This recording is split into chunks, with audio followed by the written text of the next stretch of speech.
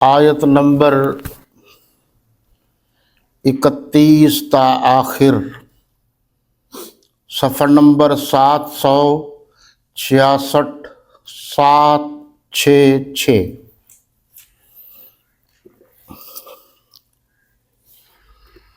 الحمدللہ وکفا وسلام علی عبادہ الذین اصطفیٰ، اما بعد فاعوذ باللہ من الشیطان الرجیم، بسم اللہ الرحمن الرحیم۔ ان للمتقین مفازا حدائق وأعنابا وكواعب ترابا وكأسا دهاقا لا يسمعون فيها لغوا ولا كذابا جزاء من ربك عطاء حسابا رب السماوات والأرض وما بينهما الرحمن لا يملكون منه خطابا يوم يقوم الروح والملائكة صفا لا يتكلمون إلا من أذن له الرحمن وقال صوابا ذلك اليوم الحق فمن شاء اتخذ إلى ربه مآبا إنا أنذرناكم عذابا قريبا يوم ينظر المرء ما قدمت يداه ويقول الكافر يا ليتني كنت ترابا صدق اللہ مولانا العظیم۔ ترجمہ دیکھیے، بے شک پرہیزگاروں کے لیے کامیابی ہے، یعنی باغ اور انگور، حدائق باغ، اعناب انگور، اور ہم عمر نوجوان عورتیں، اور شراب کے چھلکتے ہوئے گلاس۔ شراب میٹھی چیز، شربت۔ وہاں نہ بیہودہ باتیں سنیں گے، نہ جھوٹ خرافات۔ یہ تمہارے پروردگار کی طرف سے صلہ ہے، انعام متعین، مقرر کردہ انعام۔ وہ جو آسمانوں اور زمین اور جمع ان دونوں میں سے سب کا مالک ہے، بڑا مہربان، کسی کو اس سے بات کرنے کا یارانہ نہ ہوگا،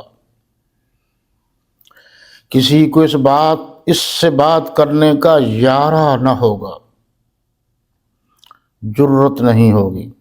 جس دن روح الامین اور فرشتے صف باندھ کر کھڑے ہوں گے تو کوئی بول نہ سکے گا مگر جس کو اللہ رحمان اجازت بخشے اور اس نے بات بھی درست کہی ہو۔ یہ دن برحق ہے، پس جو شخص چاہے اپنے پروردگار کے پاس ٹھکانہ بنا لے، جگہ بنا لے۔ ہم نے تم کو عذاب سے جو عن قریب آنے والا ہے آگاہ کر دیا ہے، جس دن ہر شخص ان اعمال کو جو اس نے آگے بھیجے ہوں گے دیکھ لے گا، اور کافر کہے گا کہ اے کاش میں مٹی ہوتا۔ ہم سورہ نبأ کا مطالعہ کر رہے ہیں۔ گزشتہ درس میں یہ بات بتا دی گئی تھی کہ اس کا معنی ہے بہت بڑی خبر، جس طریقے سے آج کل ہم کہتے ہیں بریکنگ نیوز۔ یہ مکی صورت ہے اور ابتدائی سالوں میں نازل ہوئی ہے۔ آپ صلی اللہ علیہ وسلم نے جب توحید کی بات کی تو وہ بھی مشرکین مکہ کو عجیب عجیب لگنے لگی۔ پھر آپ صلی اللہ علیہ وسلم نبی کریم رؤوف الرحیم علیہ الصلاۃ والتسلیم نے آخرت کی بات کی، اور وہ آخرت کا دن آئے گا۔ یہ آپ نے ایمان مفصل میں بھی پڑھا ہے، آمنت باللہ وملائکتہ وکتبہ ورسلہ والیوم الآخر والقدر خیرہ وشرہ من اللہ تعالی والبعث بعد الموت۔ یہ تو بعض لوگ مشرکین کہتے تھے ہاں آخرت آئے گی، لیکن ان کو جو سب سے زیادہ اعتراض تھا، اشکال تھا، وسوسہ تھا، وہ یہ تھا کہ یہ کیسے ہو سکتا ہے، ہم مر جائیں گے، صدیاں گزر جائیں گی، ہم بالکل مٹی ہو جائیں گے،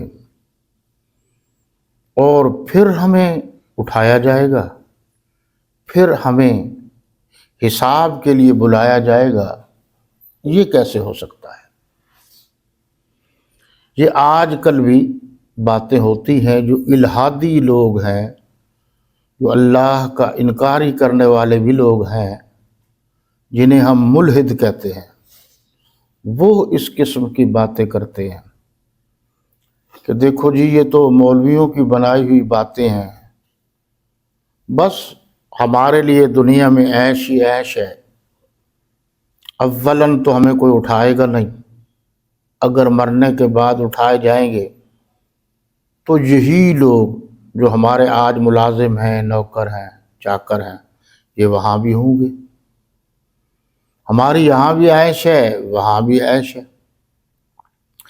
تو اللہ تبارک و تعالیٰ نے فرمایا کہ جو لوگ یہاں ظلم کرتے ہیں، زیادتی کرتے ہیں، معاشرے میں ناہمواری پیدا کرتے ہیں، لوگوں کی زمینوں پر قبضے کرتے ہیں، دوسرے لوگوں کی جائیدادیں لوٹ لیتے ہیں، ظلم کرتے ہیں، زیادتی کرتے ہیں، اور ایک وہ ہیں جو ظلم برداشت کرتے ہیں، نقصان برداشت کرتے ہیں، تو ان کو بدلہ کون دے گا جنہوں نے زیادتی برداشت کی ہے؟ تو ایک نہ ایک دن ایسا ہونا تو چاہیے جہاں حساب و کتاب برابر ہو جائے۔ تو اس لیے اللہ نے فرمایا کہ وہاں حساب و کتاب برابر ہو جائے گا، یعنی زیادتی کرنے والوں کو سزا دی جائے گی۔ تو اس لیے اس میں، اس صورت میں اسی بات کا ذکر ہے، یعنی آخرت اور آخرت کا جو حساب ہے یوم محشر میں، اس کا، کیونکہ وہاں بھی ہے والیوم الآخر والقدر خیرہ وشرہ من اللہ تعالی والبعث بعد الموت، یعنی مرنے کے بعد اٹھنا اور حساب و کتاب دینا۔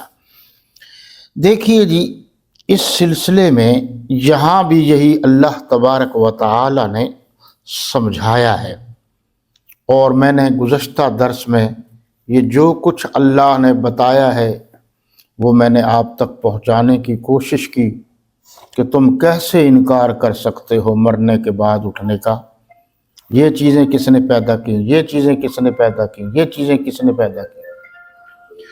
آج کہا جا رہا ہے ان یوم الفصل کان میقاتا، یقین کر لیجئے ایک فیصلے کا دن مقرر ہے، اور وہ اس دن فیصلہ ہوگا کہ حق پر کون تھا، باطل پر کون تھا۔ جس نے ظاہری طاقت کی وجہ سے لوگوں پر ظلم و ستم کیا تھا، اس کا کوئی ہاتھ روکنے والا نہیں تھا، تو آج اس کے لیے ضرور حساب و کتاب ہوگا۔ قرآن نے کہا ہے لمن الملک اليوم، بتائیے آج کس کی مملکت ہے، کس کا ملک ہے، کس کی حکومت ہے۔ للہ الواحد القہار، اس رب کبریا کی حکومت ہے، اس وحدہ لا شریک لہ کی حکومت ہے جو قہار ہے۔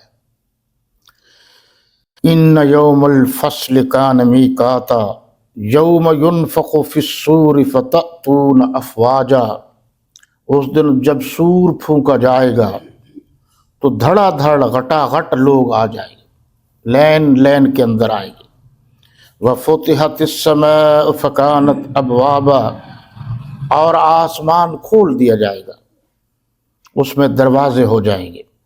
وسیرت الجبال فکانت سرابا، اور پہاڑ چلائے جائیں گے تو وہ ریت ہو کر رہ جائیں گے۔ یہ بھی دلیل ہے